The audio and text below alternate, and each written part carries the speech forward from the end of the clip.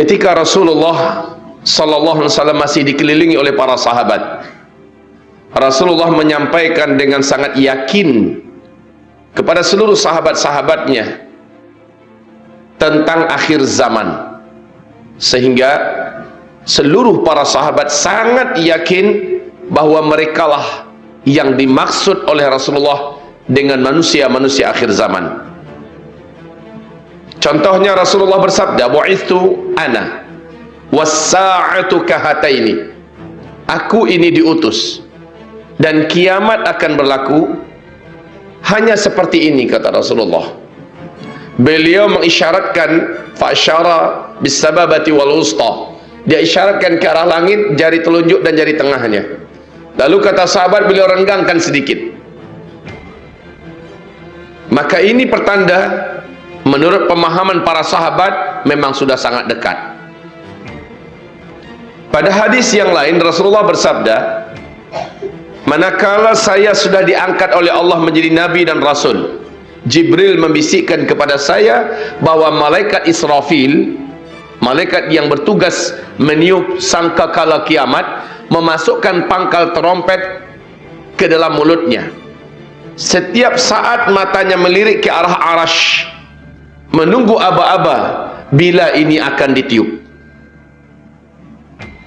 Ini juga menekankan dan memastikan bagi para sahabat bahwa sudah sangat dekat kiamat.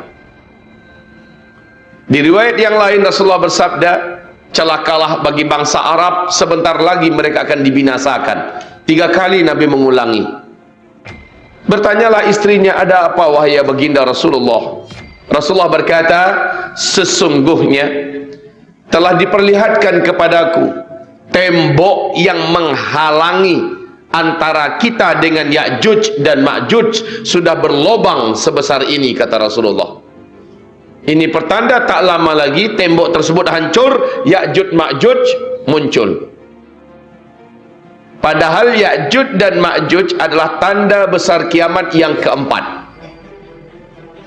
Nah, dengan ini tuan-tuan dan puan-puan, mukminin dan mukminat, muslimin muslimat sekalian, sahabat-sahabat yakin sangat bahwa merekalah yang dimaksud dengan manusia akhir zaman.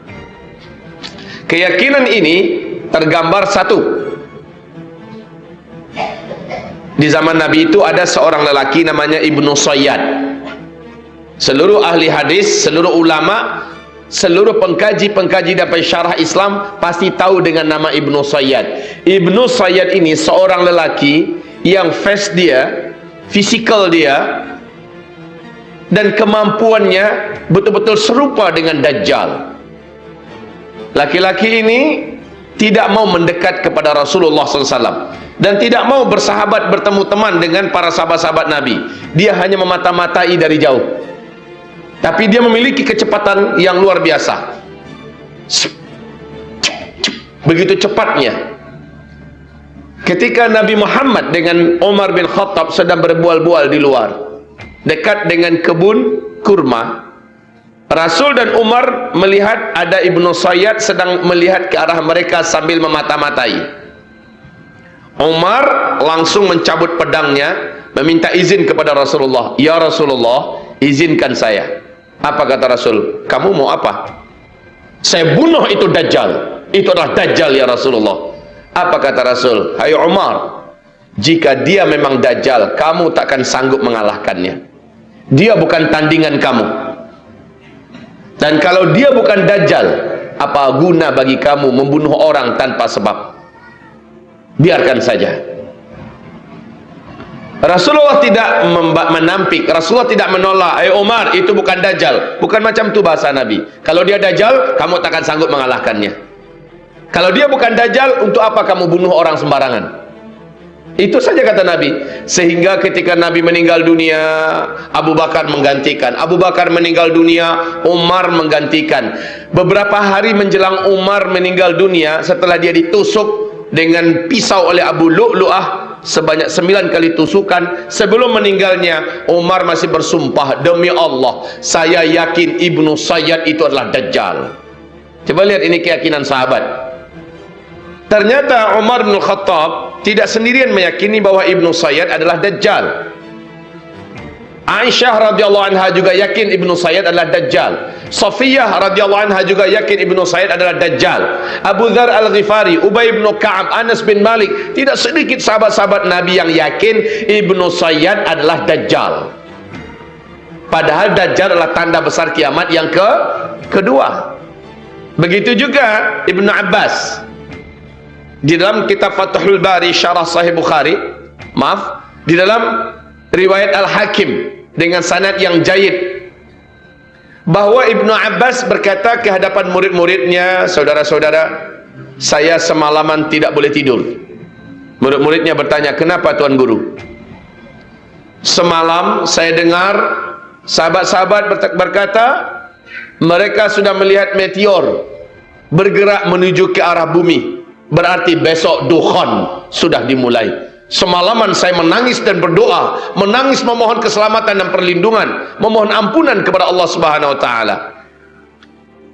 Saudara-saudara, Bapak Ibu sekalian, perhatikan ini baik-baik pernyataan Ibnu Abbas. Berarti besok dukhan dimulai. Dukhan adalah tanda besar kiamat yang pertama. Jadi urutan tanda besar kiamat itu, satu, yang pertama dukhan, yang kedua Dajjal, yang ketiga Isa alaihissalam, yang keempat Ya'juj dan Ma'juj, yang kelima matahari terbit dari sebelah barat, yang keenam binatang besar, binatang raksasa keluar dari dalam perut bumi boleh berbicara. Binatang ini baik dan ramah, dan binatang ini adalah tanda besar kiamat yang keenam. Yang ketujuh, angin lembut bertiup dari negeri Yaman. Angin ini sejuk dan berbau wangi kesturi. Siapapun orang Islam yang ada iman di dalam dadanya, walaupun iman hanya seujung kuku, dan orang ini ada di puncak gunung, ada di gua, ada di pulau, ada di mana saja, angin lembut, sejuk dan wangi, berbau wangi kesturi ini akan sampai kepada orang itu. Ketika orang tersebut terkena oleh angin lembut itu, terhirup olehnya angin lembut tersebut, saat itu di tempat itu juga dia langsung tergeletak meninggal dunia. Serentak satu muka bumi, orang Islam yang ada iman kepada Allah meninggal dunia. Ini tanda besar kiamat yang ke-7. Lalu tanda besar kiamat yang ke-8, 9, 10, sudah tidak ada satu orang pun orang yang masih kenal dengan Allah baki hidup di bumi ini. Semuanya sudah meninggal. Yang menyaksikan tanda besar kiamat yang ke-8, 9, 10 hanya orang-orang kafir belaka. Nah, wahai Bapak Ibu sekalian, sahabat-sahabat sudah mengira bahwa tanda-tanda besar kiamat itu sudah muncul. Dukhan, Dajjal, Ya'juj dan Ma'juj sebentar lagi. Itu petanda apa? Petanda yakin mereka bahwa kiamat sudah sangat dekat. Masya Allah. Ternyata satu persatu mereka meninggal dunia, kiamat tak terjadi. Digantikan oleh tabi'in. Satu persatu tabi'in wafat, kiamat belum juga berlaku. Kemudian tabi'in terus sampai zaman ini 1400 tahun lebih, ternyata kiamat belum juga terjadi. Iyalah Pak Ustadz, kami dengar ada hadis Nabi berkata, selama di bumi ini masih baki satu orang yang masih punya iman kepada Allah, dia masih boleh melafazkan kalimat Allah walaupun imannya hanya seujung kuku. Orang beriman ini masih ada, maka Allah tunda lagi kiamat 40 tahun lagi. Ustaz, kita sekarang jumlahnya orang Islam di muka bumi 1,7 miliar. Berarti lama lagi tu Pak Ustaz kiamat. Kan begitu? Lama lagi kiamat. Karena kita masih 1,7 miliar. Padahal satu saja masih baki orang yang beriman pada Allah. Allah masih tunda lagi kiamat 40 tahun lagi. Baik, saya sudah katakan tadi tanda besar kiamat ada 10. Yang kita akan saksikan hanya sampai itu 7. Yang ketujuhnya adalah angin lembut yang bertiup dari Yaman. dan ini akan mematikan seluruh orang beriman serentak di muka bumi. Ya, tanda besar kiamat yang ketujuh.